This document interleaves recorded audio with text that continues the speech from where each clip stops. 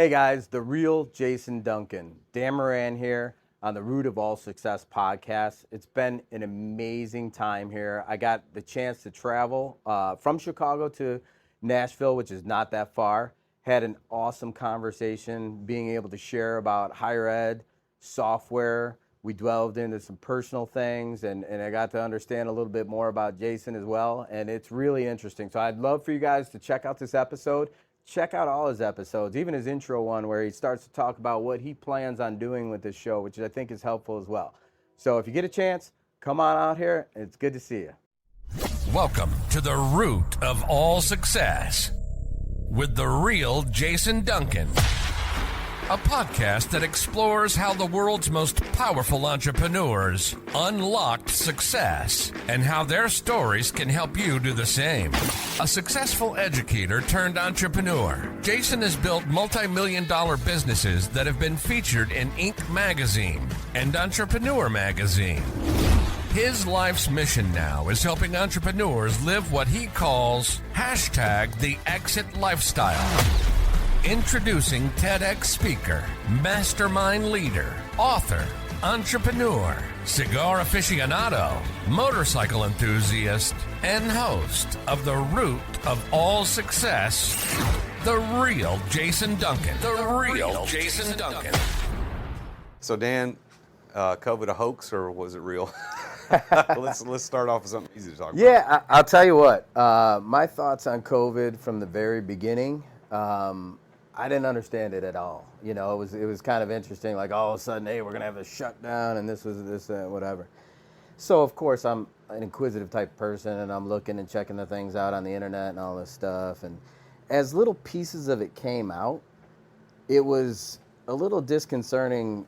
The revealing of some of these things. So ivermectin, for example, one of the medicines that they said potentially could treat it, and it's still kind of controversial or whatever.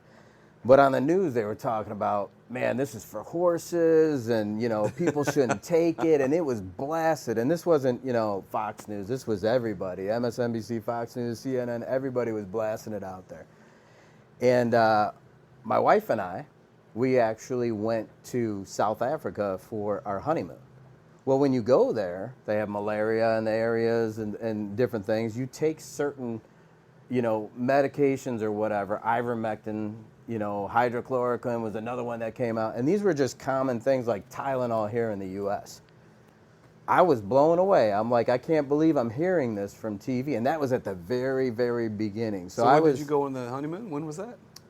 We went in 2008. I've been married for 16 years. Right, yeah. But you remember that from... Oh, 100%, yeah. Because it was like, it just popped up. I'm like, and I had to go Google it because I didn't remember, you know, I'm like, that's not horse medication. People take that everywhere, you know? So it was like, yeah, it was like totally like, you know, that came up and then, you know, there was this and that. And so there was all the censoring online and all this stuff that was going on. And it didn't add up real quickly for me personally. You know, I don't know how you feel about it, but I'm with you. I think it was the craziest thing for me was to watch humans, especially here in the U.S., believe the nonsense. Whether you believe it was real or not, I'm not talking about that. Although I have my opinions, I think it was a hoax in the way that's not easily explainable in a podcast. But what I'm saying is that people started believing everything that anybody in a place of authority would say. And one guy said online, he's like, man, if the CDC came out right now and told everybody if you just crawled on your hands and knees and stayed below 3 feet, you would not get COVID. There would be people crawling on their hands and knees every single day because they believe whatever they said. Yeah. And it's hard to believe here we are 2024 and there's still people out there that are afraid to be around other humans. Yeah, it's pretty wild to think now that you still think all these rules exist. You know, the 6 foot rule in public places was they had arrows. I'm from Chicago, so it was very heavily populated there. You know, there was a lot of influence in you know, sending out the message there. In the grocery store, there were arrows, which way you could buy your cereal, which way you could buy your milk. You had to follow the arrows or you were in trouble. It was awful. So, and it was funny too.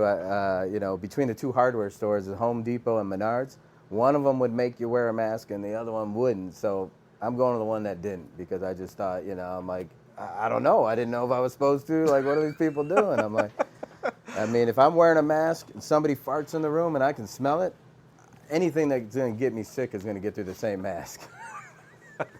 It's like trying to use a chain link fence to keep the sprinklers from getting water in your lawn. Yeah. It's not, that doesn't work.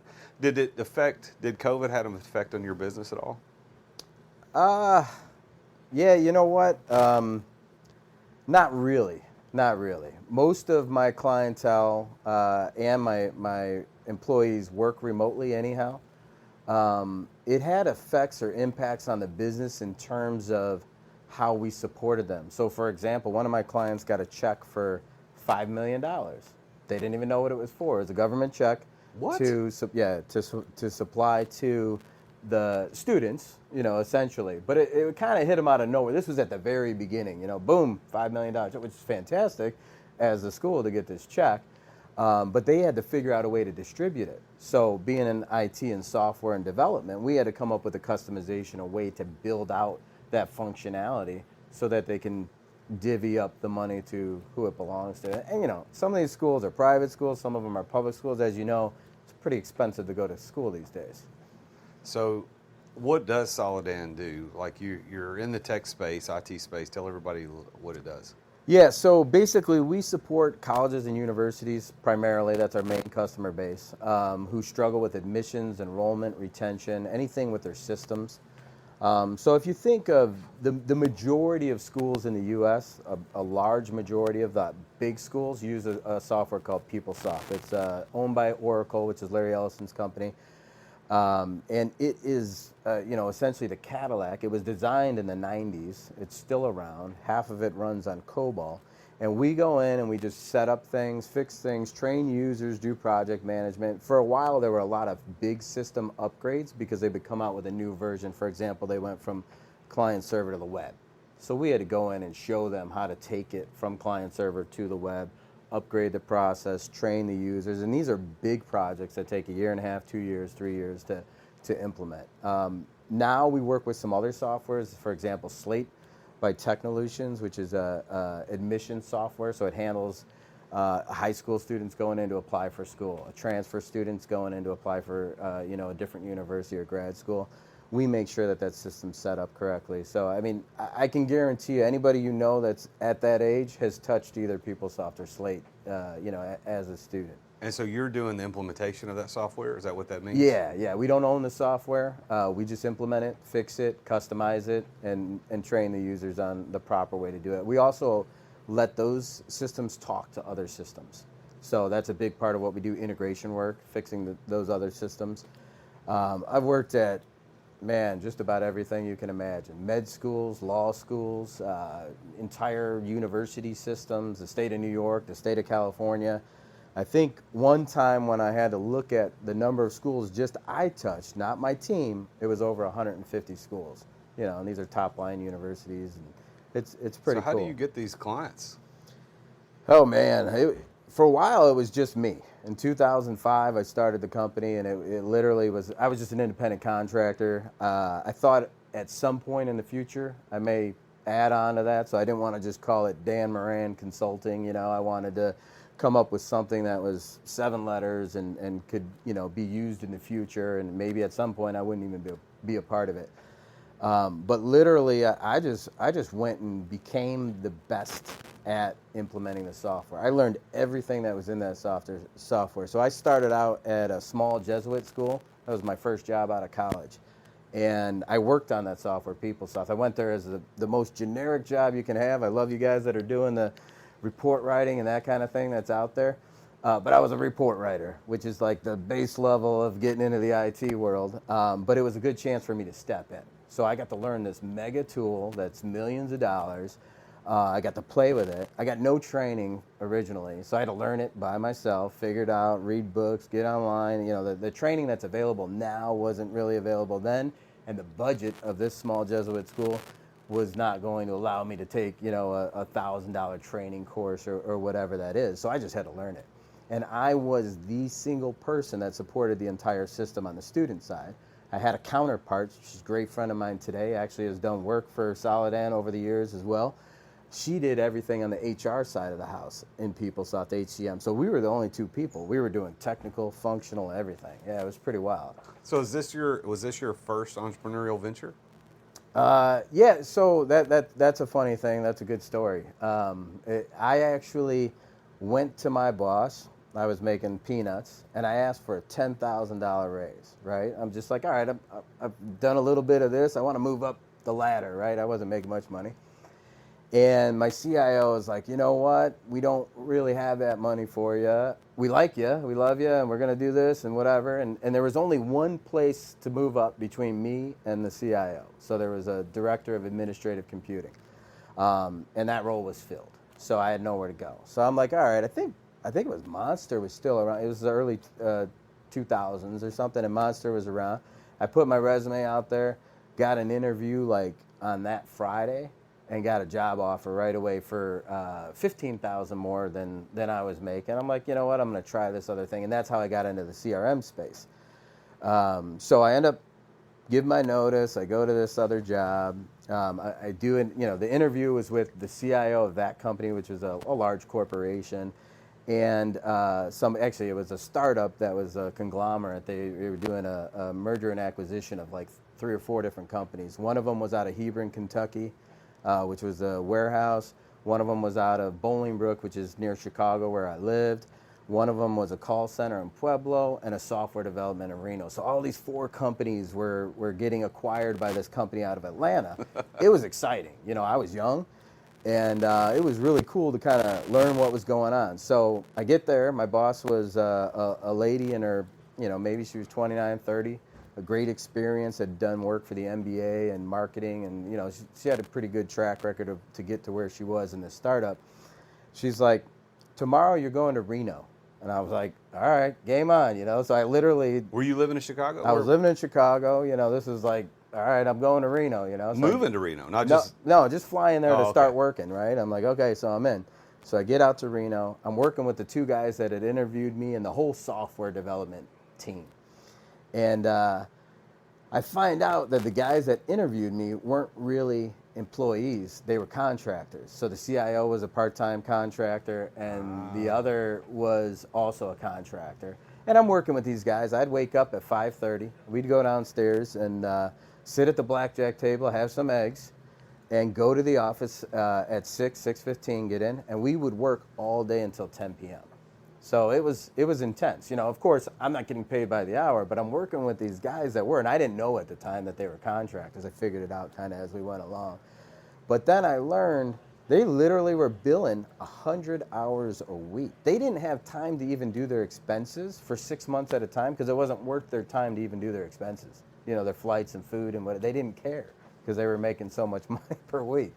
And so this, again, you're coming from somebody that just left a job for $15K, and these guys are making more than that every week, which was like, wow, that's pretty neat, So it was cool. It was a fun job. I stayed in basically a casino there, which was a little weird, And how old were you? 22, maybe 23. And how old were these guys? Probably one of them might have been hitting 40. The other one was like 30. Super smart guys. I mean, I still LinkedIn and connect and whatever.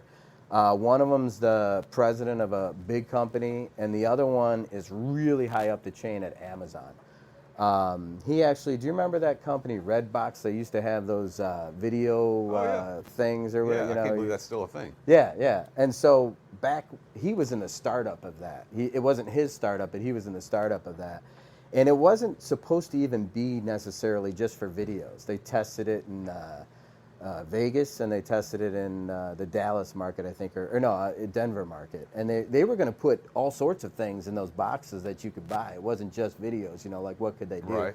They settled on videos, and that's how it all rolled out, which was pretty cool. But brilliant guys I worked with. So it was fun at a young age to learn from some really heavy hitters, in my opinion, and they were hard workers. I think everybody from the Midwest is typically got that hard work ethic and long hours and make it happen. And so they were billing 100 hours a week. Yeah. And they were, and the company that they were doing the contracting work for didn't have limits on what they could bill. they had to get the job done. You know, we had huge clients. Nordstrom's, Nordstrom's was one of the clients, and Martha Stewart Omnimedia were two of the clients that were in this software. Now, the funny thing is, this software is in Reno, okay? It was AS400 software that they had just converted to SQL Server software with a friendly client screen. All of the buttons in there were Simpsons characters. Like, I mean, that's how small but good, the software worked. And, these guys were walking around the office in shorts and stuff. And this is back, before it was after the 90s boom, but before people kind of got relaxed in the office. So it was fun, man. They wore shorts before shorts were cool. Yeah, way before. Yeah. Awesome. So you got a taste of, I don't have to be working for the man. I can work for Dan. Well, you know what? It was really interesting. Yeah, it was an eye opener because when you go to college, they don't teach you what an independent contractor is. At least I didn't learn that. I learned how to program computers or fix databases or the normal economics and whatever the other gen ed classes are that come with that along the way. Golf, I took golf. But yeah, you really don't learn this is what a 1099 does, or this is, they want you to go work somewhere and basically become the W-2 forever and kind of run down that path and retire at some point. I think everybody that's the safe path. That's the path that you're taught, to go down. So yeah, it was interesting. Well, with as much contact as you have with higher education these days, what is your opinion about higher education in general now? Now, I mean, obviously you have a couple degrees. Yeah. But what's your opinion of the value of higher education today? I'll say it's interesting. I think it varies from school to school. Also varies from degree to degree what you're doing. Anything in the medical field, legal, those things where you need the letters after your name, maybe not even legal. I mean, there's people that could pass the bar without, they have the same knowledge. I think it's really required for those. It's a good base. I mean, some of these other, degrees that are out there, they're you walk out of school with $80,000, $100,000, $200,000 in debt, and the only job you can get is making $35,000 a year. It just doesn't add up, So it's that part of it's scary. The value of the education, I do believe it has changed over the years, not because the educational system is not supplying good knowledge. It's because the outside corporate world, the internet, what you can do on a YouTube or a Udemy or these code academies or all these different places, you can get so much information that you couldn't get unless you went to the library and studied or went to a school and learned things. So there's definitely a value proposition that has changed. But I think there is a need, especially in the bigger metropolitan areas. I've worked in Chicago, I've worked in New York, I've worked in LA, to supply school and learning to those communities, right? Let's educate, let's learn, let's put productive people into the workforce. It's tough, man. It's a really tough value proposition, and I think the cost of school increased well beyond the value that you could get out of it. And it's a bubble that's been brewing for a long time. And looking at that software that I work with, Slate, they have a set price right now. The guy that started that company started when he was 13 years old. He's a wild guy. This guy 13? is amazing. He's one of the smartest people I've ever met in my life. He's incredible. Alexander Clark. He literally started this company when he was 13 years old, and now I think he's 40 or something. I mean, they have over 1,800 clients and growing. It's a good. Everybody loves the software. It's really cool. And so from that perspective, he's locked in pricing that he will never raise again. He's made a commitment not to raise his prices, which is unheard of in any corporate business. Mm-hmm. But he's trying to do it to better society, better the education path, reduce and control the pricing and that kind of thing, which I think is incredible. I had a recent guest on the show where we talked about college and about the value of college. So I think it's interesting it's coming up again because this came up naturally in our conversation. Why? And we talked about the value in terms of should you go, shouldn't you? But you brought up something interesting about the costs raising exponentially beyond the value. Why do you believe college has gone up that much? Other than just greed. I mean, but is there any kind of reasonable explanation as to why the cost of college is so much? Yeah, I mean, I'm not an expert in the pricing and cost, but I think the engine is driven by federal funding, a lot of subsidized money that comes in, which is needed uh, for populations that otherwise couldn't attend school. Me being one of those myself, and so the the schools have actually just gone through a process of raising the price, raising the price. You know, we're going to add a new building. Okay, well, where does that come? It comes out of tuition, or it comes out of this, it comes out of that. The software vendors have gotten out of control with their price. You know, move the price up, move the price up, and just everything in general has, the cost of living has moved up, and so it has moved up with that. And you know, it's unfortunate what happened. There was a big exodus, you know, the mass exit or whatever, when COVID happened, because they allowed people to work remote. And so what was kind of nice, unique for colleges and universities is that folks could be in the middle of, you know, not to pick on a state, Montana somewhere where there's not a large population, and they work at some particular school.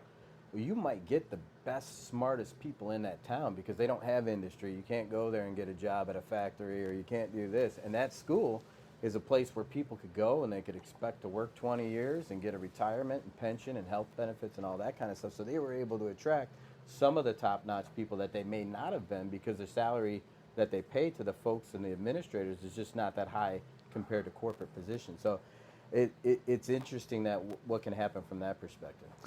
Well, do you happen to know, with your work with colleges today, what the average credit hour cost is? Oh man, I don't know offhand. I'd love to know that. Well, number. I was talking about this with somebody else this morning.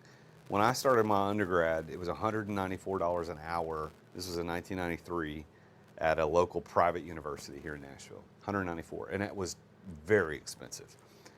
When I went back in 2007 to get my master's from the same university, it was $670. Wow, tripled. Yeah, and then that was in 07. That's 14, what is that, 14, 15, 16 years ago, whatever that, Yeah. whatever the time is. Now, what is it? I don't even know what it is. It's got to be over $1,000 an hour, Yeah. which is insane because, as you pointed out, the value of what you're getting has not increased to that same degree. So I think, Dan, I agree with you that, so if you're a doctor, you know, I want you to go to college. I want you to know the intricacies of how God made our bodies and how you can fix us. And if you're going to be a lawyer, I think to a small degree, I think I'm on the fence on that one because, like you said, people can learn that stuff without necessarily going to college, although they probably would perform better if they got that information. But the average guy, like what you do today, do you need to go to college to learn what you do today? No, I would say no. Yeah. No, I mean, you know, computers is a bit of a different animal. You know, and again, I don't want to devalue the trip or the journey that an 18-year-old. If we talk about traditional undergrad, the trip or the journey that an 18-year-old can take to 20 or 22 or whatever, you know, whatever that is. There's a lot of growth there. It's the first time being away.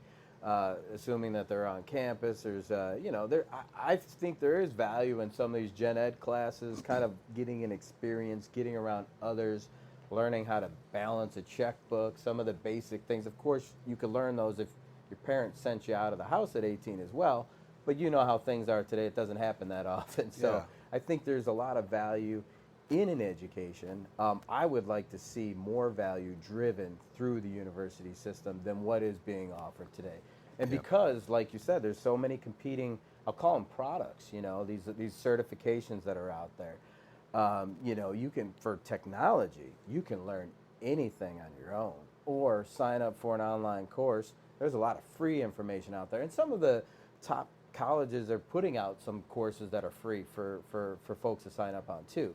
So, you know, it really, there's I think, a better way to handle some of it. Yeah. But I do think that there has been you know, an expectation that people will go to college, we're going to make X amount, and it's just going to carry on. I have, as a dad of two early 20-year-olds, 20-something. My daughter's 21. My son's 23. My daughter, she's in college right now. She's doing online classes. My son did a technical degree and got a technical degree, but for him, I kind of think about he's the kind of guy who needs some direction. So for me, I think if he'd have gone to a traditional college, whatever he would have decided he wanted to pursue, I think it probably would have helped him get direction. My daughter knows exactly what she wants to do and what she's doing right now. There's zero need for her degree, and I've told her that, but she's doing it anyway, right? She's doing it in spite of that. But I think that for the kids that coming out of high school that don't know, I think a local university, a junior college, something would help give them direction, like give them exposure. Oh, I didn't know Megatronics existed. I didn't know about this. I didn't know about that. But beyond that, I think you should try to go out there and just make your way, man. I think starting a business is a great way to figure that crap out. I think starting a business is the best way to figure it out. I actually did a breakfast ball post the other day, and in that I described the gauntlet. And I don't, we're probably close in age, and remember that show American Gladiators? Uh-huh. So they used to have that gauntlet that you would Yeah. run through, and they would bash you and whatever. And I describe that in the sense of business, or going after, it doesn't even have to be business, but going after a goal, right? Some people will get knocked back on that first one, they just quit. They're going to find a different gauntlet or a different opportunity or whatever that might be. But if you take that hit and move on to the next one, take another hit, and you might get stuck, move forward, you've got to progress through that. So, it is interesting, man. I think at that age, there's so much you can do. I have a very successful friend who has a 19-year-old son, and they're actually doing a business, creating a product, pickleball rackets or whatever, And so this kid's super sharp, probably got great grades in high school and that kind of thing. His father owns several businesses and whatever, and it sent him on that track, which I think is, but it's not a track for everybody, right? You have to have a little bit of that. I don't want to call it a chip on your shoulder, but you need something ingrained in you to do that kind of thing. I think personally, everybody should wait tables at some point in their life. Everybody should do some kind of physical labor, whatever that might be, and everybody, should be in some type of sales role to learn sales, right? Those three things. And I went through life, I always had people telling me, you should be in sales, you should be in sales. And talking about software, talking about fixing a problem, solutioning things, whatever that might be. And to me, sales was always a dirty word because I never wanted, I'm a very honest guy, I never wanted to be in a position where I had to tell someone something that wasn't true to get them to spend their hard-earned money on it. And so I always felt that way. But in the last couple of years, I've gone through this transition. I've gone through a lot of training. I read so many books, it's insane. And I see the beauty of sales, and not the dirty, seedy stuff, because that still goes on, but there is a message that you can send to a customer and really convince them that this is the problem that we can solve for you. And I just did that out of self-nature, not because it was sales, So, but I've never been trained, in sales other than some recent classes. Do you have salespeople that work for you now? I have one salesperson that works for me, and that's new. Actually a couple of years ago, I was still in the business, still coding, I still had people that worked for me, but I was still doing the work, and I really had to pull myself out of the business. And that's why I like a lot of what you talk about, a lot of what you speak about, even the idea of exiting without it. I wasn't even thinking of an exit. I just thought of how do I make it to next year, do a little bit better, whatever that is. And I love now, I've gone through some kind of formal training. It was pretty interesting. I had a conversation with a gentleman that sold a company that was just like mine. He sold it like 15 years ago. I didn't know him, but we were connected on LinkedIn just because we're in the same area.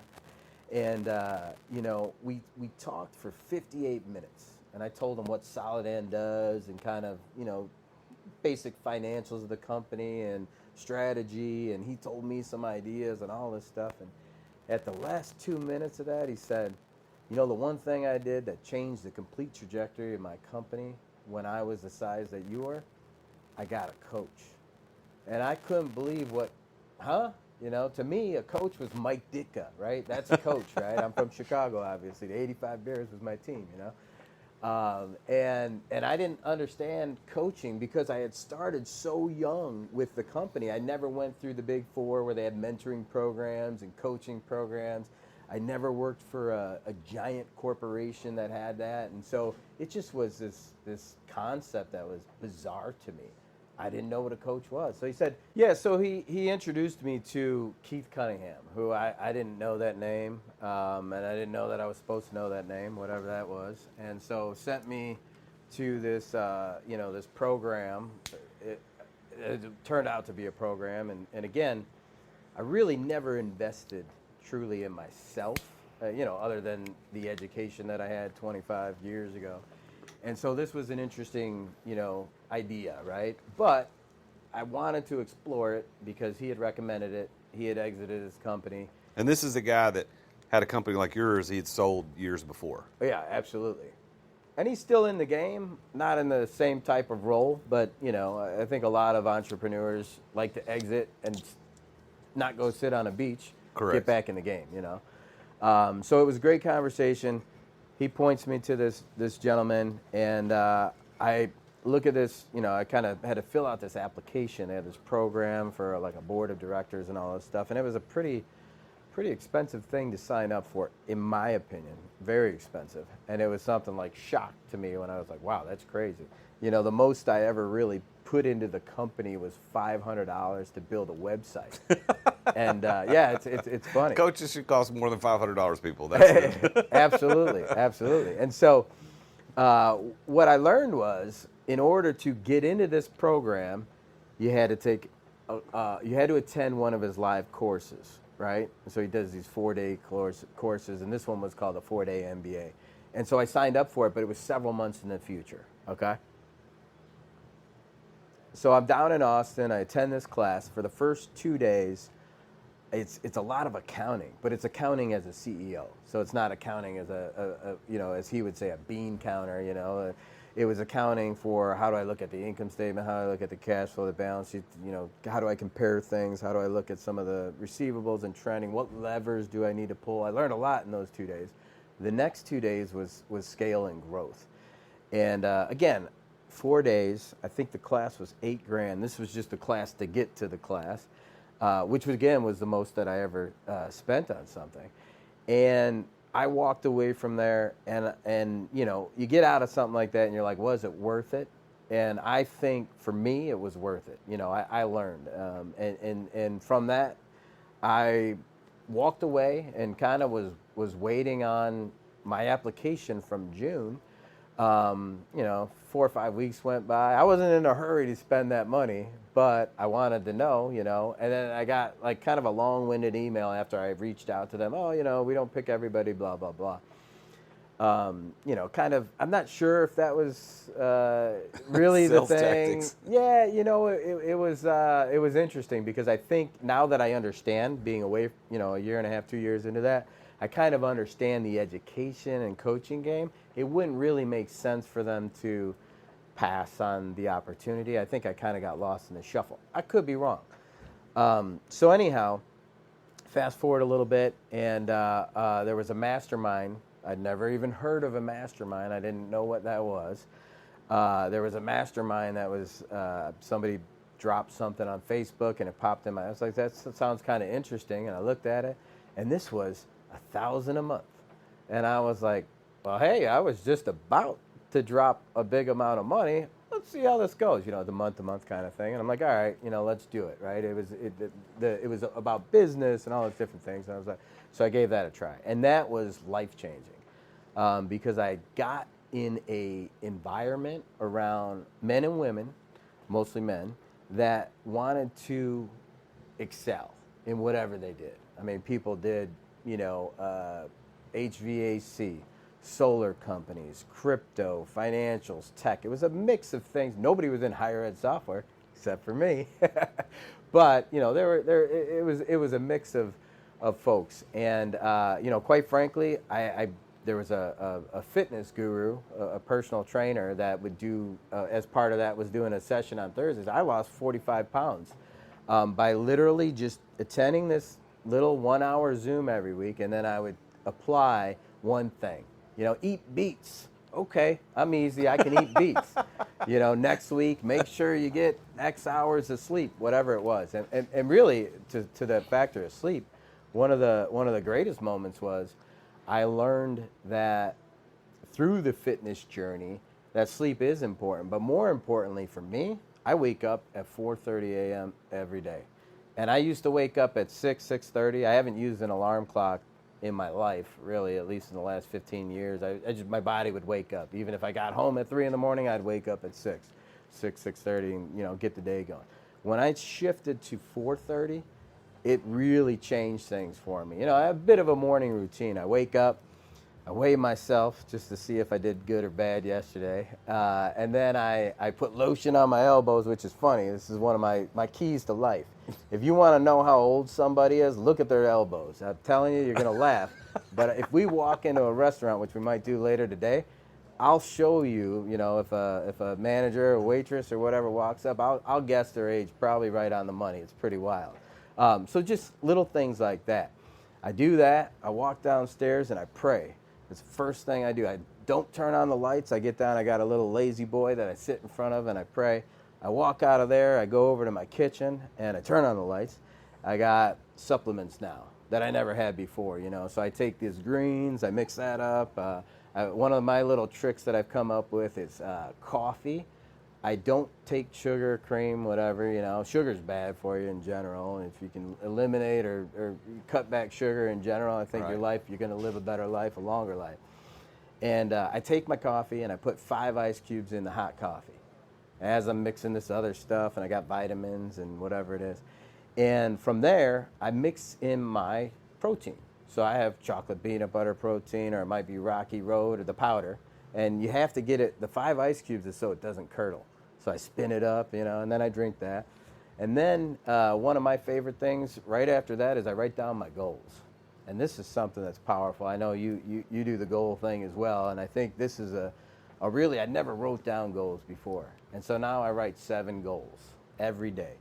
And they're repetitious, right? Yeah, I was going to say, are they the same every day? It's pretty much the same. I mean, if I go to day 1 to today, it's a little augmented, a little bit of a change. I haven't been doing it long enough to achieve any of those goals. Quite frankly, I don't know if I ever will achieve any of those goals.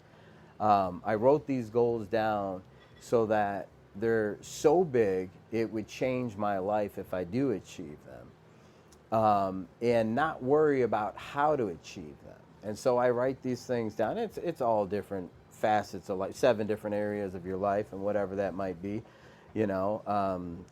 I can talk through it if you want. Yeah, I want to know this stuff. This is interesting. It's cool. Let's take a quick break to thank our amazing sponsors for making this podcast possible. As an entrepreneur, I know that you have to deal with sales on a regular basis. I mean, every entrepreneur does. And if you aren't paying attention to sales as an entrepreneur, you're not going to be an entrepreneur for very long. But I've got a sponsor of this show called Dub that helps you bring the personal back to sales. If you want to figure out how to improve content creation, improve client trust, improve your sales process, decrease the sales cycle, because we all know time kills deals. If you want to increase client bookings and increase conversions, you need to take a look at Dub. There's a special offer for Dub for listeners to The Root of All Success at therealjasonduncan.com/Dub, and that's DUBB. What Dub does, I've been using this for years. I'm a huge fan, and I'm so honored that they're our primary sponsor of the podcast. But they have helped over 60,000 businesses around the world communicate better, to make sales easier, to make sales more personal. And Dub is built for growing teams. I mean, you can set up video emails, you can set up custom onboarding, you can do admin reporting, anything you need around video and sales and automation. Dub is there. You can try Dub now. Your conversions to sales are waiting. All you got to do is go to therealjasonduncan.com/Dub. And there you're going to get 2 weeks for free to try Dub. Plus, you're going to get 50% off your first 2 months of Dub. You can't beat that. So go check it out. Go to therealjasonduncan.com/Dub. Thanks for listening to our sponsors. Now, back to the show. So it's I do my fitness goal, right? Whatever that might be, health, fitness, whatever, and then I do a financial goal. It's kind of a big term, financial goal. One of my goals is to be able to write a $100K check out to a charity. I want to be able to do that. I haven't done that yet. I'd like to. It's coming soon. I'll be able to write that check to one charity. I'm very charitable. I like giving, and I've kind of increased that over the years, and so I like that. Education, how am I learning? What am I working on? Career goals, what does that look like? I may want to exit a company or, doing certain things with my career. Relationship, and in my relationship, that's, I write specifically about my wife, and I have 2 kids that I love very much, so that's an important piece of my goals, what that looks like. Recreation, I think recreation, maybe not as important, but I do think, at least from my perspective, you should be competitive in something. I think that competition, it might even be business, but as a recreation, I was a very competitive pool player. I played billiards. No kidding. In school, and I competed. I won the regionals every year in college. It's like the ACUI is like the NCAA of sports, bowling and pool and some of those other sports. And I even went to nationals one year, which was kind of fun. And then my last one is spiritual. And my spiritual goal is not that complex. I don't think it's something that I've written in a way that I can achieve. I do achieve that goal, but it's very important to me. In terms of, it's simple. I'll even say it like I communicate with God daily, and I live my life in a good manner. That's my goal, and that's my check goal, right? So I'll make sure. And as I write it, I think, what did I do yesterday? You know, and I make sure. And the beauty of writing down my goals is it might be 2:36 in the afternoon. And, I don't really get into like seeing the cookie on a table or something like that or whatever it might be. Or, maybe I was going to buy something on eBay, but because I wrote my goal, whatever that was, it makes me think, boom, I got to stay in alignment. So it's really cool. It's really cool. When did you start that practice? Man, with these 7 particular goals, it was in last fall. So it's recent. Recent. What made you want to start doing that? Honestly, there was a friend of mine that was doing it from online, and I met him a few times in person over the last year. And I asked him. I just reached out to him. I said, "Hey, man, what do you write in your goals? What is it?" And he wrote. He said, write these 7 things. Didn't tell me what his goals were, but write them as if they already happened in the past, and don't worry about the how. So I have that in the beginning of the book. And, I put his name there or whatever. So, as I'm going through this journal, I have that. But, it's a different goal setting than your 90-day goals. It's a different goal setting than your strategic business goals. These are true life goals. Now, that all those other goals should fall in alignment in these goals. And I think that's a key to it. That is important. One of the things I heard somebody say, I don't remember where, well, there's 2 things I want to say about goals. I'm reading Psycho-Cybernetics again for the 3rd time. Have you ever read that book? No. Definitely is where your mindset is. You would dig this book, Psycho-Cybernetics. You could download it and listen to it on the plane on the way home. But he talks about, Dr. Maxwell Maltz wrote the book. He said goals are sometimes hard to get your head wrapped around. But he talked about one dude saying, I don't do goals, I do projects. So everything is a project. Like, I want to give $100,000 to a charity. Well, that's a project. How am I working towards that project? Well, that's one thing. But this other guy, which I think, for me, I like this idea a lot better, is to have promises to yourself, not a goal. Because sometimes a goal could be like, I didn't reach it, no big deal. Well, if you promise yourself something, you're like, I'm not going to break my word. I'm not going to be a liar to myself. I'm not going to negotiate with myself. So if I promise that I'm going to give $100,000 to a charity, that's different than saying I have a goal. Because a goal is always somewhere out in the future. Although I like the idea of writing them as they were in the past. But I think you would really dig that book, Psycho-Cybernetics. Have you, it sounds like a lot of this stuff is based in real deep mindset stuff. Have you studied that? Are you a big fan of mindset or metaphysics? Have you read any of this stuff? I haven't studied mindset and metaphysics, but I will say that, truth be told, I probably shouldn't say this online. Someone hears, but my kids, I love you guys. I've read 3 books in my life.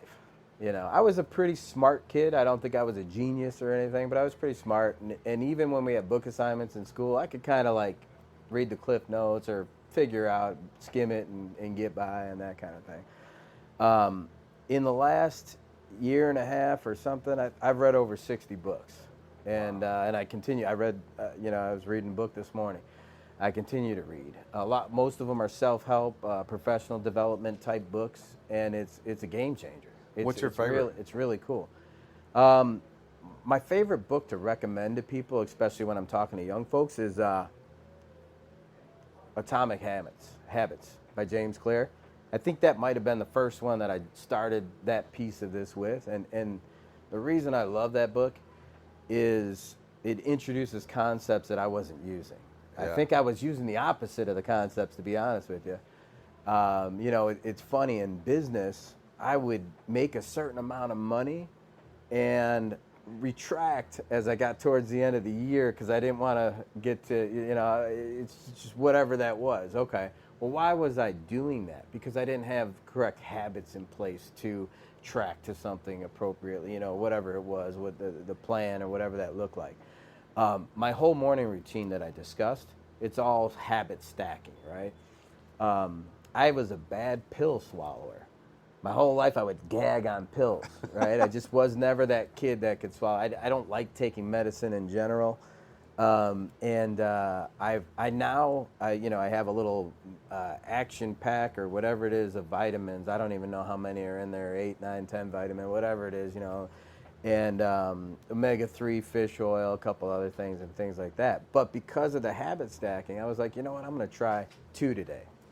And now I'm going to try 3. And now I can just pick up a handful of the pills and do it and whatever. So I stack those good things together. I hate the taste of my greens that I put in the water, but because it's in my stack, I just do it. What is my habit stack? And that's probably the most valuable thing that I got out of that book. I listen to a lot of podcasts now. When I was doing, I did 75 hard with my wife, which was awesome. And so, I haven't worked out 20 years. I literally just, didn't work out. And my wife and I did it. I asked her one day, I thought she was going to say no. I didn't think she'd do it, And she was your out. You were just hoping she'd say no. Well, it's fun. I already had it in my mind that I was going to do it, right? And I think by nature, humans in general procrastinate. Not everyone, but most humans have some level of procrastination. And that challenge literally removed procrastination for me. So, 75 days of sticking to that. Are you familiar with the 75 Heard hard? about it. I don't know much about it. You could tell me. I'd be it's interested to know. cool. I mean, it's not super complex. It doesn't cost any money. And basically, you work out 45 minutes outside. You work out 45 minutes inside. You drink a gallon of water. You read 10 pages of a book, which is where I started reading these books. Yeah. You read 10 pages of a nonfiction book. You keep a clean diet. It doesn't tell you, eat 3 egg whites and this and that. Just keep a clean diet. Don't have the double cheeseburger or this and that, whatever else. I might be missing one, but basically you stick to this regimen of things each day. And if you miss one of them on day 1, you're on day 1 again. It's Groundhog's Day now, because there is no day 2. You're on day 1 again. Oh, wow. 5 days into it, it's 110 degrees, and you don't feel like doing that outside workout, and you're tired. You came home from work. You start over on day 1. So that's the challenge. So 45 minutes in and out. So that's an hour and a half of working out every day. Yeah, but not together. You got to spread them out. But 75 days in a row. Yeah. What'd you do? What'd you do for the workout? Just out of curiosity. Different things. I mean, I walked sometimes. I'd walk wherever, walk with my wife. I was riding a bike. I was pretty out of shape, to be honest with you. I ended up losing like 20 pounds, which isn't amazing or anything. But when I came away from that, it was, now I got a habit of riding a bike here and there, working out, at the gym, walking, mix it up. It wasn't the same thing every day. It just was kind of this thing. Now, where I made a big mistake was my 75th day into 76 was vacation in Mexico with my family. Now, there's a mindset there that, hey, I reward myself with giving all this stuff. No alcohol. I'm sorry, that was the other one. No alcohol for 75 days. Now I'm of that mindset. Let's celebrate. So I went to Mexico and I went back to, whatever the great food of the restaurants and drinking and all these kinds of things and whatever. I might have put 5-10 pounds back on that week or whatever it was. But now, if I did that 75 hard, there's no way that on 76 you're going to find me going crazy bananas or anything like that. Because that was, a year and a half ago or 2 years ago or whatever it was. And so I've literally changed my mindset. And that took away procrastination. So now in business, when I have that email that I'm like, oh, I'll get to that on Thursday or I'll get to that later today or whatever, I don't do that. Boom, I'm sending that email. It's going. So I'm sending that email, whatever it is. I got to work on a proposal or a contract or whatever it is, and I'm working on it. I don't want to put that off. So Wow. it really is a game. It's a mental thing. It's not a physical thing. I mean, in theory, maybe probably when I did those workouts, I wasn't in as good a shape as I am now. My workouts would be a little different if I approached the thing again, nowadays. But It just seems I like the concept. And I think I'm going to lean into that a little bit, but I'm just thinking I walk 4 days a week, or I ride my bike 4 days a week, and one of the two, and it's at least 45 minutes. And I love doing that. So doing a 45-minute outdoor workout, no problem. I'm already doing that. I just got to add. I do it 4 days a week. I'd have to add 3 days, which wouldn't be hard. But 45 minutes inside, I'm thinking, what the heck would I do for 45 minutes inside? Like, that's crazy to me, because giving up alcohol, not a problem.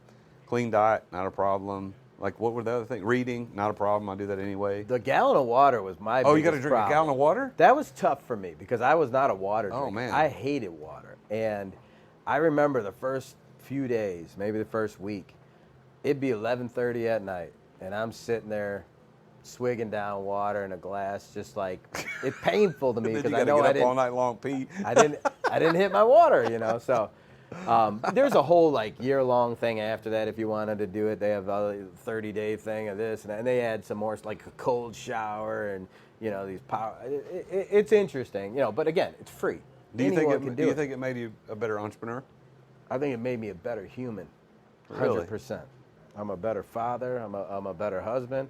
I'm a better person. I'm a better leader. Absolutely. How Yeah. long ago did you do it? A couple years ago. So, 2022, I think, fall Man. of 22. Well, Dan, you might have been pushing me over the edge. I've been thinking about, like, my physical goal is I want to weigh 185 pounds by the time I turn 50. I turn 50 in March next year. So and I'm at 199 now. So I'm well within the ability Sure, to get yeah. there. And I was thinking about, like, I need to do a 30-day something, like just a 30-day push, just to get my everything reset. I did a 30-day no sugar last year for 30 days, and it was a lot easier than I thought it was going to be. And I didn't feel a ton better. Obviously didn't feel worse. Yeah. It wasn't that hard, and I think I need to do something like that again. But now that we're talking about this 75 hard thing, Well, I'll tell you, last summer, that personal trainer I was talking about earlier, I got into the Superhuman Upgrade, which is his program. Right? It's a 5-week program. And leading up to that, so in February, I did 75 hard and finished, I think it was like Halloween, like right before Halloween. Fast forward a few months, I started that mastermind. Now I'm in January, February. I did my blood work. And I'm the guy that doesn't normally go. I think a lot of men in general don't go to doctors unless something's wrong. And even then, it's not until it really hurts or whatever it might be. And so I got my blood work done. I didn't even send it to a doctor. I sent it to my personal trainer, this guy. And he literally went through Facebook and sent me a voicemail for every single biomarker in this. He told me which ones to get, because when you go to your primary care physician, you're a number. They want you, at most primary care, they want you in and out, and they're making money. It's just like clicking through the people, as many site visits as they could get in a day, as many things as, so whatever. So that was kind of my feeling there. And he literally told me, you need to eat more yellow peppers. It wasn't like, hey, go buy all this expensive stuff. The only thing that he told me to buy as a supplement was omega-3 fish oil because of some indicator, I don't even know what. The best part is, I don't care what. I trust this guy so much that I will just pretty much follow what he says. He was, bipolar diagnosed, ADHD, all these things in his 20s, and they had him on all these different meds. And he was, I don't want to say he was going nuts, he's a great guy, but he was trying to unravel and figure out what's going on. And he basically kind of reverse engineered what was going on in his body by doing all this stuff and exercise. He's a vegan, which I'm not. But, all these different things. And now he doesn't take anything. And there's a group of people in this thing that it's incredible. I mean, what's this called? It's called the Superhuman Upgrade. Who is it? It's Fraser Bailey. He's he works with like top executives from like Apple. One of his guests, or not one of his guests, one of his team members or one of his clients is Chris Daughtry, the singer. Oh yeah. If you're familiar with Chris Daughtry. If you've seen anything, if you haven't, Google him lately. He is shredded. Chris Daughtry looks amazing, man. If you look at him before he met Fraser, it's unbelievable the change. And Wow. It's all natural foods. I make this bowl every day, which when I first saw it, I'm like, I am not gonna make this bowl, right? With lettuce and different vegetables and whatever. And it's easy. I can throw together a meal in like a minute and a half.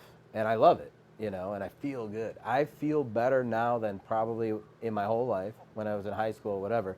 And I do want to go get my blood work done again because I know I've improved a lot of the things, but there might be further pieces that I can, move the meter on certain things, I still got a little bit of weight to lose, but I'll tell you what, I feel good, man. I'm running around with my kids. I'm playing basketball. I'm playing, volleyball, running around with them. It's fun, man. It's That's a lot awesome, of fun. man. Yeah. Well, good for you, dude. Yeah. Well, why do you think you've been so successful in all these things? I mean, you've obviously had success in business, success in your health and changing things and your habits. What is your key to success? What do you think has been the one thing? Yeah, I would say discipline. I think discipline. And I post every day online on my Instagram. I post habits, discipline, results, and it's not for the world to see. It's for me to remember. So I'm just posting a picture at the gym. They're not pretty. I'm not fixing my hair and doing all this fancy stuff, but it's literally that, right? And that transcends into everything else, So I think I started with kind of just starting to question things, get my mind right. Then when I went through the 75 hard, it kind of solidified things.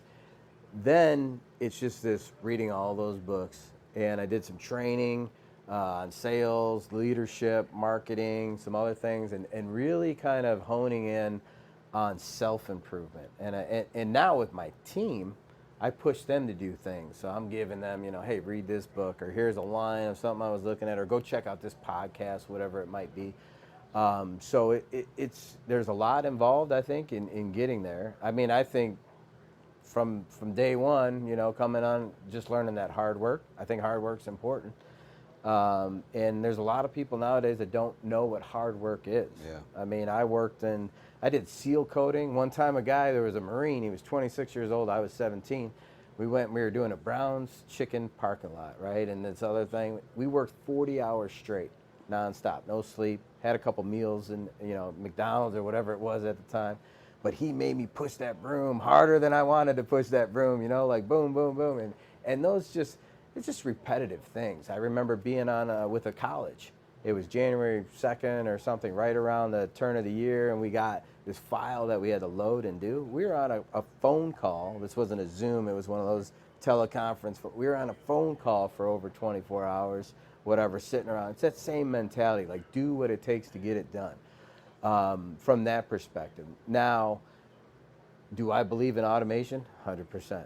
Do I believe in finding the right people to do certain things? 100%. I wasn't very good at delegating certain things because I didn't know that game, right? There's a game to that. There's a strategy. Speaking of books, I think it's Dan Martell's Buy Back Your Time. Great book. Amazing book where he gives you different strategies and things. And if you just read a book, a lot of people like to listen to books. I don't like to listen to books. The only book I love to listen to, and I will not give somebody the book, Outwitting the Devil. That book you have to listen to. So you are into metaphysics because that's what that is. Is it? That's a Napoleon Hill, right? That's correct. Yeah. And so you have to listen to that book on audiobook because when he talks to the sinister devil, it's that voice that's it's his deep voice and he's talking and kind of, and it's interesting. That was a very good book. I think that was interesting because it was written, I believe, in like the 1920s or 30s. 37. And it wasn't released until the 70s or what? 2011. Was it that far along? They wanted, when did he pass away? He In passed the 70s? away in, I think, 1980. But he wrote it in 37, right after he wrote Think and Grow Rich. But his family wouldn't let him release it because it sounded too weird, this interviewing the devil. Right. Well, then he passed, and his wife wouldn't let them release it either. And Sharon Lecter, in 2011, convinced the family to release it, and they released it in 2011. Yeah, that's... But it's on YouTube, like you said. You can listen to it for free on YouTube. It's him, it's the devil. It's two voices. It's him and the devil talking back and forth. Great book. I got a place up in Wisconsin. So if you're from Chicago or Illinois area, Indiana even, you know of this place in Wisconsin called Wisconsin Dells. Like, I think there's a Gatlinburg, you know, and you guys are familiar with that. I didn't know what that was until somebody told me. But there's Wisconsin Dells there, and it's, theme parks and all that kind of stuff, from that perspective. But it's a 3.5 to 4 hour drive. And so, boom, I can listen to a book. And that was one that I listened to on the way up there, which is wild. I listened to that book for the first time several years ago, and it blew me away. And I tell everybody. As a matter of fact, Justin, who's my apprentice sitting behind the camera today, we're starting to go through that book. He's read it before because I told him to read it, but we're going to go through. There's an action guide. It's 20 chapters, an action guide that has a synopsis and questions and things you have to journal for 20 chapters in a row, 20 weeks, however you want to do it. We're starting that book this week. That's awesome. Yeah. That's a great book. Yeah, I've gone through that. You'll love it. I've gone through that with a friend. I've gone through it with my son. And I'm going through it with my apprentice. Yeah, like I said, I just, my mentor sends me a bunch of books, which, here and there I'll get a book. And the Rockefeller letters, that's a very interesting book to me. When you think of a family and a person, whether you agree with the Rockefellers or you agree with, big money people or whatever it is, he writes these letters. I think there's 38 letters in the book to his son. And it's incredible to read what somebody at that level or in that wealth and what they did and what they're trying to transcend to their children, which is cool. To me, I tell my kids every day before school, I say, what are you going to fail at today? I push them to fail, because we were taught don't fail. Yeah. And I was stuck in a don't fail for 15 years. I couldn't even tell you times that I failed because I worked so hard to not fail. And it probably kept me inside of a box that allowed me to be successful, when you're talking about success, to a point where it's almost embarrassing because I should have been trying to fail. I should have been pushing that envelope even further. And I just didn't. I was raised to be safe. Don't fail. Get good grades. Do this. Do that. And so you tap yourself into this box, and that's where I was. So how do you define the opposite of failure is success, or at least we can think of it as that? But how do you define success? Yeah, that's a very interesting thing for me. Success to me has evolved over the years. And what does that mean? I think success is. I don't believe in the people that say, oh, success is the journey and this and that. I think there is a destination. There's a target. Whatever your target might be. I'll give you a perfect example. When I was a kid, I grew up very, very poor. And I hate to say I grew up very poor because I had a roof over my head, but I grew up with basically a single mother, 5 brothers and sisters in a 3-bedroom house. And, and so we lived there, and that's great. I know people that were, not in the same situation that we were in. But from that perspective, hot dogs and mac and cheese was the majority of what we ate. That was our dinner. And so that was the thing. But when I was a kid, I wanted to not have to worry about prices on everything. Everything was an expense. We can't get this, we can't get that, you can't have this, you can't have that. And so, to me at a young age, success was getting to a point where I didn't have to worry about those prices. And I actually achieved that, and we talked about this earlier, when I went and became independent and started Solidan. And so I was able to no longer have to do that, right? Now, my problem with success at that point was I achieved it. I hit that target of success. And I didn't move the bar, right? I didn't move the goalposts. And so success to me after that was just living a good life, you know. Found a wife, which was phenomenal. I wanted to have kids, had kids. My kids are great. Success is being a good dad, beautiful. Business success to me was secondary at that point. And really, it shouldn't have been, because I didn't know what success meant, right? I didn't know what that meant. So I'm going to roll to a little part of something I certainly have never talked about on a recording before, but my mother got sick in 2016, and I was working in San Diego. I used to work on the road all the time. I used to travel 50 weeks a year.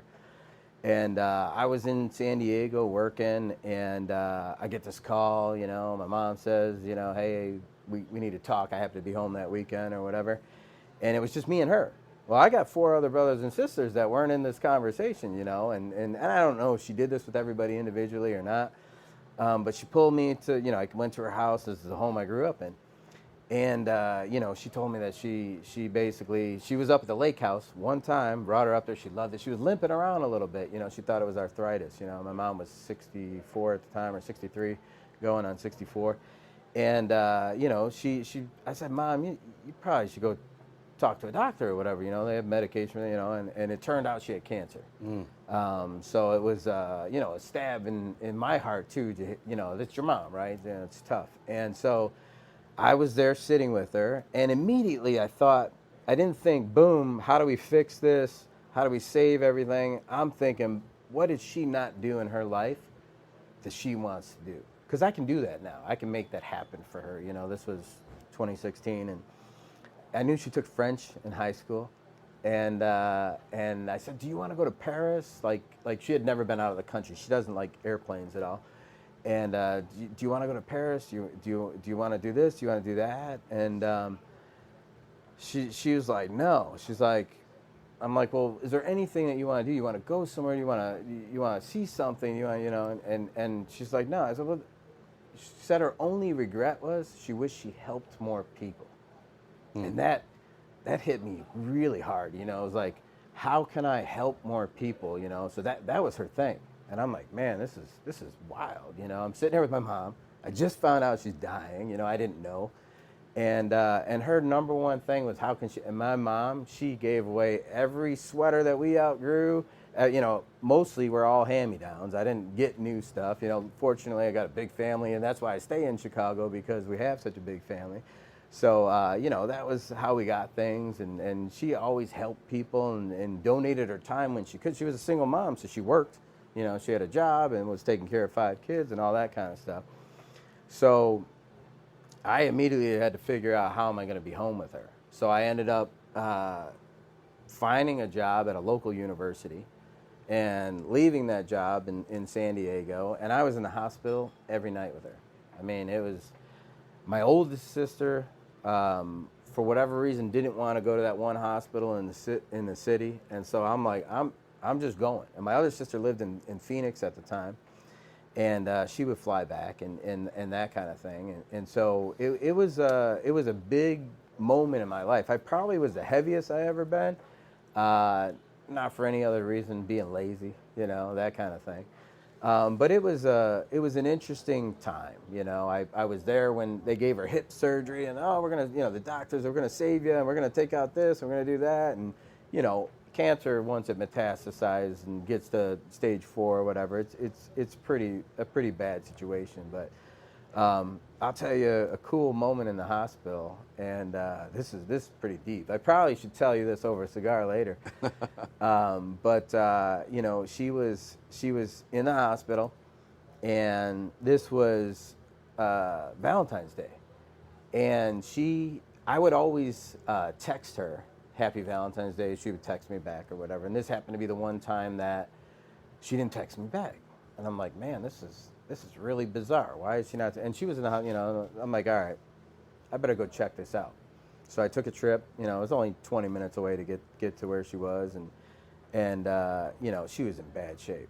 And they had put her on a ventilator. And yeah, I'd never seen that before, in person, and see it on TV or whatever. And it was a weird thing. And I don't understand this. Again, the doctor thing. A doctor came up to me and wanted to basically end her life, and I'm sitting there. I'm not the power of attorney. My oldest sister, has that type of activity, and I'm not going to make that call. I mean, I'm not going to make that call. I saw her struggling there and that kind of thing, and it was brutal. It was brutal to watch. And we prayed a lot in the hospital too, and that was cool when she was at a different place. And and I'm sitting there with her, and I'm like, man, this is bad. But my sister was in Phoenix.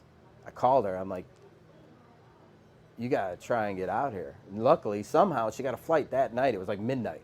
So she was flying.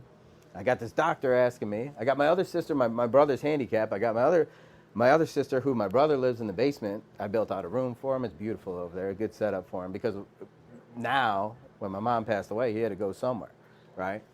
And so at that time, he wasn't there yet, Actually, I don't even know where he was at the time. He might, yeah, I think he was staying with my sister, but I don't know what the situation was. And so, fortunately, my one sister is there. Now, 4 or 5 hours roll by. My other sister, she gets there first. The other sister gets there, and they still got her on this machine. We had her actually trying to write on a piece of paper, and it was gibberish. I don't know if you've been around somebody when they're dying, but it was gibberish and whatever. And she came to just that morning. Everybody was there. She came to. It was unbelievable. She's got 7 brothers and sisters. All the brothers and sisters came over the next 2 to 3 days. Everybody got to sit with her, and it was a cool moment. Couple days. It was powerful, and we were at the hospital. They were going to move her out of ICU to a regular room. I'm like, Mom's still going. She's good. She's back where we want her. So I took my brother back to our house in a hometown, the house I grew up in.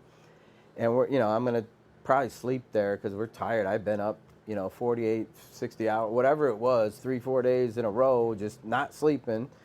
And I'm going to get my brother into the house, and we get a call on the driveway. I guess she asked, where's Danny? I'm Danny to family. My brothers and sisters call me Danny, my cousins, my aunts, uncles, all that stuff. And where's Danny at? And I got this call on my driveway, and I'm like, man, this can't be. We were just moving her to the other room. And so I don't know if they couldn't move her, but I went back to the hospital. I think they might have moved her, but she felt this is it. This is the time. After she could talk now. She couldn't talk because she had that ventilator, and she could talk now. But she pulled me in real close, and she was like, I don't know why me, but she's like, Danny, do you think I'm cheating Jesus? Because they wanted to give her morphine. And she's very religious, and she felt a power around that. And I'm sitting there, I'm trying to hold it in, man. I'm sitting there, and I'm like, no, Ma, you ain't cheating anybody, It was deep, man. It was powerful. And so, I didn't really know how hospitals worked, and so they, try to do a drip or vein or whatever they do. They couldn't get her vein. They're sitting there doing all this stuff to try and get her vein. They couldn't get her vein, and man, she called us all in, just the kids, all 5 of us. We were sitting around the bed, and she said, I love you, I love you, I love you, I love you, and I love you.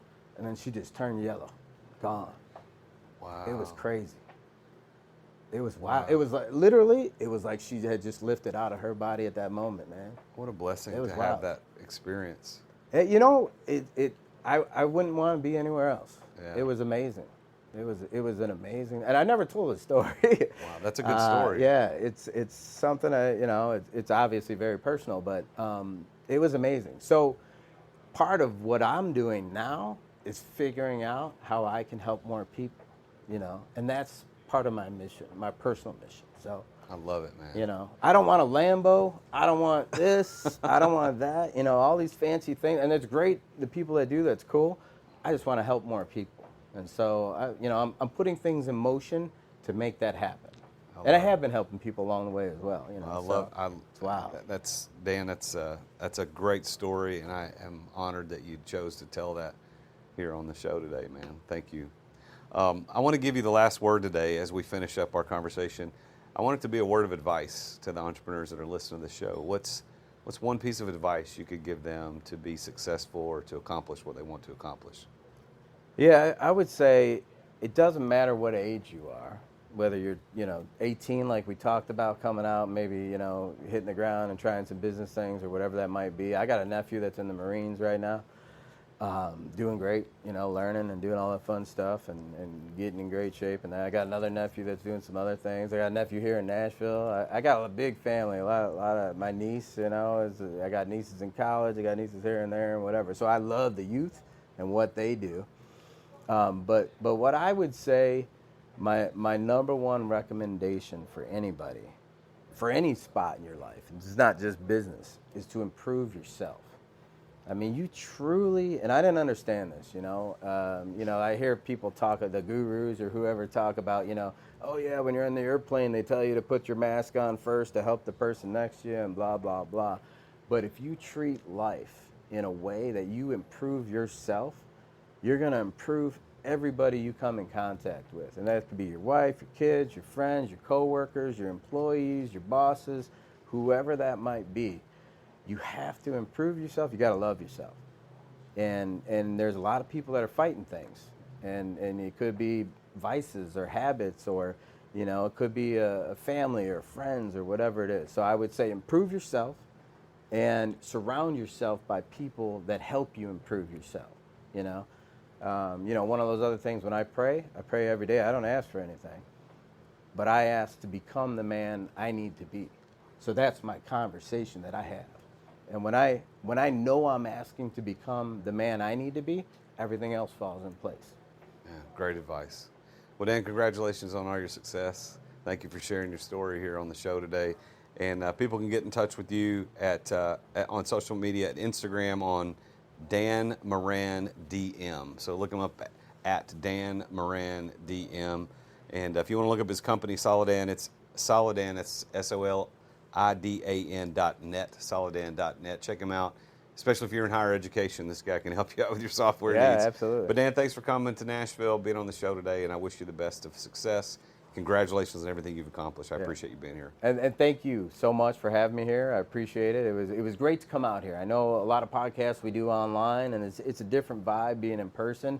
Love having a cigar. Yeah, man. And I appreciate you. I love what you're doing. I've followed a lot of your podcast episodes and series. I'd like to kind of understand what you're doing with the coaching and those kind of things as well. It's really interesting to me, and I know you want to help people. I know you have a pastoral background and different things, and the baseball and all these other things that you've done in your life and the steps that you've gone through. It's cool, man. I appreciate it. Thanks for having me. That's an honor. Thanks. Well, that's it, everybody. Listen to what the guy has to say next, and we'll see you next time. Attention business owners. Attention business owners. Feeling burnout from running your business? Uncertain if you're nearing burnout? Take our free 10-question business burnout test at businessburnouttest.com to discover where you stand. With just 10 quick questions, you'll learn how to immediately begin making changes to regain freedom and success. Cut your daily operations time in half. Improve your quality of life and prepare your business for your future exit without losing revenue or profit. Visit businessburnouttest.com now and take the test. Thank you for listening to another edition of The Root of All Success with the real Jason Duncan. If you've enjoyed this week's episode, visit therootofallsuccess.com to access the show notes and other helpful resources. Follow Jason on social media at The Real Jason Duncan. See you again next time here on The Root of All Success.